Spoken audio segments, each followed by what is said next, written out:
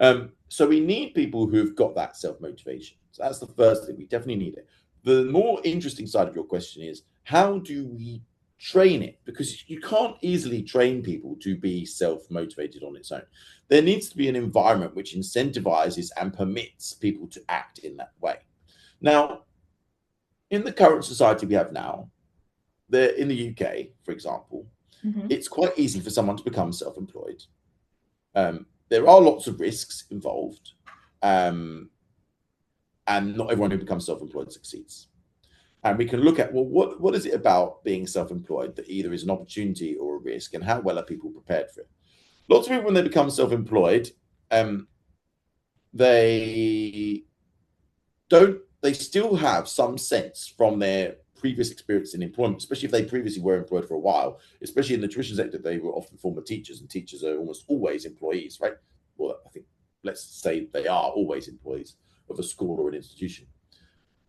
If they're formerly employees, they're used to being expected to follow some set of internal practices, many of which, for many teachers, that's the reason they left, because those practices were no longer they were no longer following those and getting what they thought was an effective output. They didn't think it was benefiting to the children to follow the XYZ policy list or the Ofsted criteria. They felt like they were pandering to a system rather than to the students they actually joined teaching to help.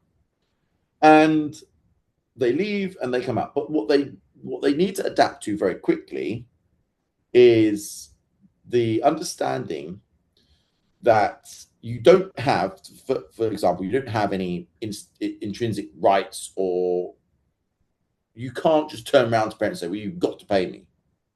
That kind of that basic level of right to being paid on an ongoing basis, if you just turn the wheels, doesn't exist for self-employment. You've got to go out and earn every job. So that's the first thing that people might struggle with. And they don't have intrinsic rights to things like holiday pay or sick pay or anything like this, or maternity leave. All of these things are now disappear. So there are people who enter self-employment and they don't ask for these things. They know in their mind that these things don't exist. But you can see how they struggle to adapt to this very variable income and this variable level of the rules aren't quite so clear cut. In a school, you turn up every day, you teach classes A, B, and C, you get paid whatever your salary is per month. Contract, right? It's there. It's a contract. It's very true. And you've got to adapt to, well, okay, you're moving from that to a situation where you don't have any guaranteed work or income. And you have to start tying work to income and work to other non-income related benefits very quickly. And you have to start thinking in a much more dynamic way. You have to think, well, how am I going to increase my level of skill so that the work I do is worth more money for people? It provides more value to people. If you provide value, then that value is repaid in a commercial contract, right? So if you provide a lot of value for someone, they will pay a lot of money.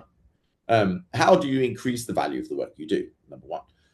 Number two, how do you respond and deal with risk?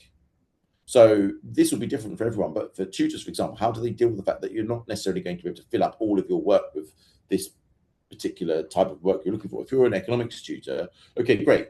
If you're good at economics, it's good, but are you going to be teaching only A-level economics, or are you also going to be teaching business studies as well because of the overlap? And what are you able to do competently, but also is it going to have enough market demand in where you're advertising? If you want to, for example, be an A-level economics tutor in the Outer Hebrides, you're realistically going to either need to teach a much broader range of subjects to address your local market, or teach online so you can widen the market. And these kinds of considerations, people need to adapt to very, very quickly. Where is your market?